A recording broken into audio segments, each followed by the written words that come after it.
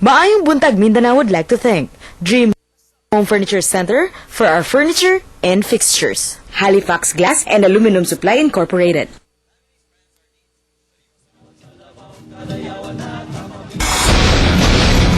Ang dami na pakamatay!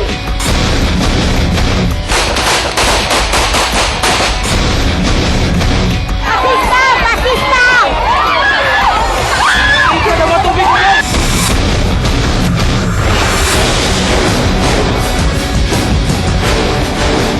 May buntag Mindanao ng Biyernes, Agosto 16. Niyan ang headlines sa News Patrol. Duha ka mga truck kakargado og troso naharang sa Compostela. Duha ka mga pribadong kumpanya nag-donate og mga classroom sa Conval Province. Daghang bakanting trabaho sa Malita, Davao del Sur para sa tukurong coal-fired power plant. Og River Festival live nga masaksihan karong buntaga. Kapamilya, niyan ang mga detalye sa News Patrol. Mga round lag nga falkata na harang sa pulis human gisuwayan og palusot sa truck ni karga bisan wala kini mga saktong papeles. Nang report ni Claire Cornelio.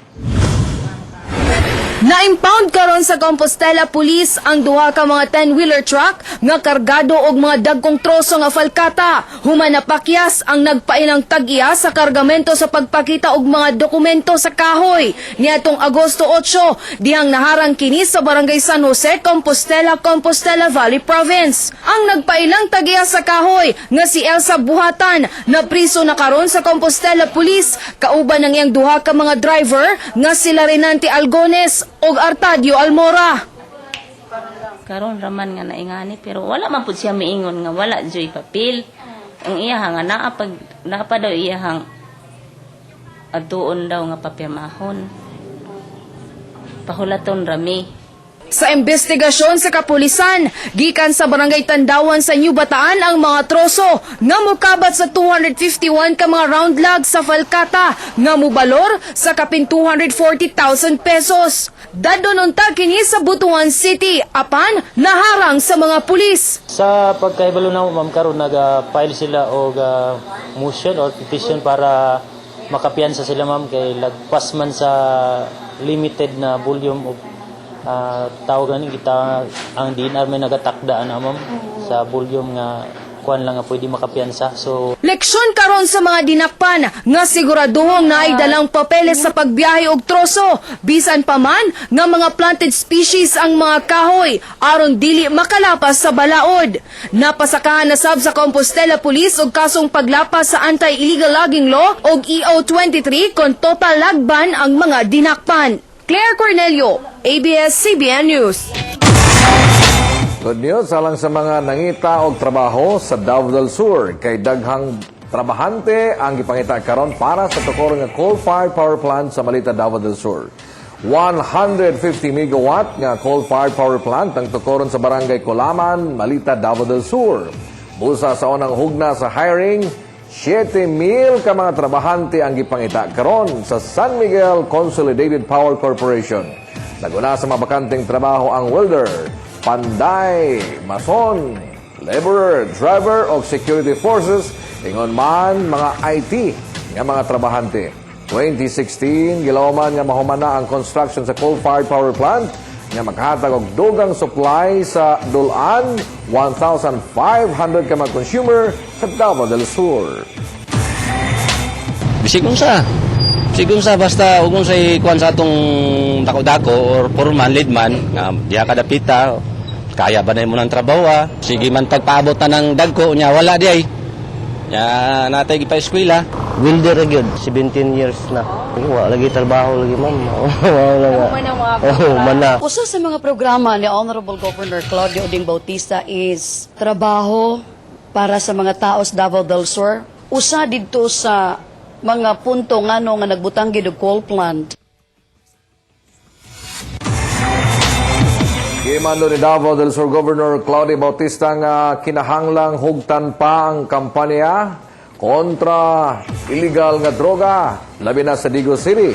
Sa iyang pahayag atol sa Peace and Order Council meeting, Nasuya ang gobernador humanasayra nini nga usa sa ginahimong bagsakanan og droga gikan sa Cotabato, Gusami City, mao ang Digos City. Busa giawhag sa gobernador nga hugot nga bantayan o kanunay bantayan sab ang o kanunay pandakpo ng mga tigpayhot og droga sa Davao del Sur. And Digos City is the dumping area of drugs sama sa shabu and even dried leaves of marijuana. Ang mga droga daw gikan sa Ozamis, idump dinhi sa Digos, and then droga gikan sa Cotabato City. Ang means of transportation ani ambulansya, sumala pa sa report sa PDEA. And then motorsiklo o mga vans. So nini mga panahon na close ang monitoring team. Nanay magamit ng bagong classroom ang mga pupils sa Aurora Elementary School sa Barangay Aurora sa Compostela Valley. Human nga giturn over kagahapon sa Abuitis Group o Aga Foundation ang bagong building sa eskwelahan. Na-report ni Claire Cornelio. Excited na kaayo ang mag-classmate sa grade 5 nga sila Widilyn Anuhan ug Mary Jane Canay sa Aurora Elementary School sa Barangay Aurora, Compostela Valley Province. Magamit na nila ang ilang bagong classrooms nga gidonate sa Aboitiz Foundation Incorporated ug Aga Foundation. Ang eskwelahan sa Aurora, usa sa mga gikuso-kuso sa Bagyong Pablo niadtong December 4, 2012. Diin naguba ang ubang classrooms. Pusa sukad pagbalik sa klase niadtong Pebrero, nagantos na lang sa gamay ug igang nga room ang mga pupil. Apan sa ilang bagong classroom karon nga gihatag sa pribadong kumpanya, tiles na ang salog, naanay bangko o green board, suga og electric fan, naana say CR og lababo. Lipay ko na naman may bagong classroom. Tingan, para dili maguba. Mapasalamaton kaayo ang principal nga si Ivy Graho, kay ang kani classroom sa mga pupils magamit na isip library og stock room sa eskwelahan. Mas mapadak-an na sab ang classroom sa kindergarten.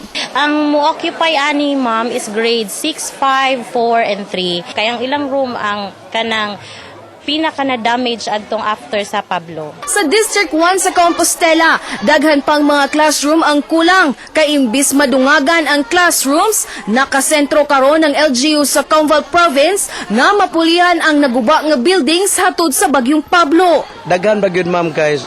Sa pagkakaroon ang ato ang Central School, dako kayo og panginahanglan as like naginahanglan may 10 classrooms kay ang mga bata karon naa sa ilang tentage nag klase ang mga grade 1 para bana. Aboitiz Foundation committed to AGAP to donate 40 more school buildings for year 2014. Sa Compostela Valley Province, usa lang ang Aurora Elementary School sa mga beneficiaries. Ang ubang eskwelahan nga gihatagan og tabang mao ang Compostela Central Elementary School, Nabunturan Central Elementary School ug Pasian Elementary School nga moabot sa 11 ka mga classrooms nga mobalor sa 8 million pesos.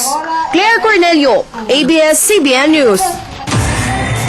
Daghan pa mga balita sa pagbalik sa News Patrol sa Mayang Buntag, Mindanao.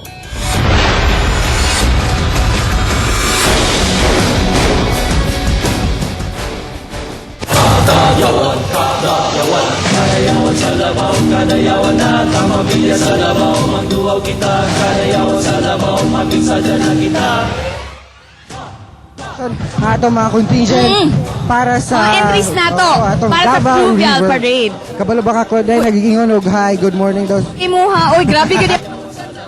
Gani, mga kapamilya, usa sa ginadayo din sa Davao City ang mga makalingaw kaayo na itong mga hayop. Siyempre, kauban na to ang mga personahe sa Uy, nipisik! sa Davao Crocodile Park. And, ma'am, unsa pa yung mga attraction nga pwedeng ma-enjoy sa atong mga bisita diha? Sir, first of all, good morning. So we have a complete package na po, which is we have Zorb, zip line, especially po yung mga ating exotic cuisine po ng mga restaurant. So meron po tayo yung mga gawa po sa atin ng mga crocodile meat. So may especially po yung special po natin dyan is yung crocodile sisig. Ito yung mga gipadako na to kanang gi-produce diha mismo o kamo mismo ang nagpasiya. Yes, sir. Well, aside sa kaning buaya, Halas, unsa pa'y mga hayop nga pwede namong matanaw dito? We have different kinds of species po, especially po sa ating mga birds. Yung sa crocodile din po natin, we have the tiger cubs also, which is the 3 tiger cubs. Yes. Marami pa po. Siyempre ako gusto po na ko to hagwao ng mga tiger cubs. Pero Claude, kabalo ko nga sa karon ang ginadayo pod sa atong mga bisita din sa Davao, ang atong mga prutas kay barato na lang daw po. Yes, tama ka. Kay ang kadayon mga kapamilya is a celebration of bottle harvest. Busa ang Davao is sama na mga kapamilya kung plano ninyo mga ako to mga prutas karong Kadayon Festival. Mga presyo sa mga labi ang prutas nato. Ang mandarin mga kapamilya na sa 60 pesos per kilo. Antot na to 30 pesos per kilo. Bayabas, punda po kayo din sa Davao City, 40 pesos per kilo. Watermelon, 20 pesos. Ug ang mango, mga naasa 80 pesos per kilo. Marang naman, lamipod kayong marang nasa 30 pesos per kilo. Paborito po din sa atong mga to 120 pesos. Ang pohon mga kapamilya or pomelo nga ginaingon nga ginadalagi sa atong mga kapamilya pag mo travel sila no mobalik sila sa ilang mga lugar, 80 pesos per kilo na siya ang class A, walang class B at 50 pesos per kilo. Ug ang rambutan 30 to 50 pesos per kilo depende po sa klase. Ug syempre ang paborito nato mga Davaoenyo ug mga turista no ang durian. Depende sa klase ang puyat 60 pesos per kilo ug ang arancillo nasa 50 pesos per kilo. Ug syempre dili mahuman ang MBM kung dili kumutilaw ani no. Friends! Dali, friends! Unsay mo ha? Unsang klase ba ni? Durian ako, durian. Ano variety? Be? Puyat yata. Puyat. Mga kapamilya, lami po gini pares sa soft drinks, no? Friends? Ayan. So, mabalik pa mga kapamilya ang may butag Mindanao.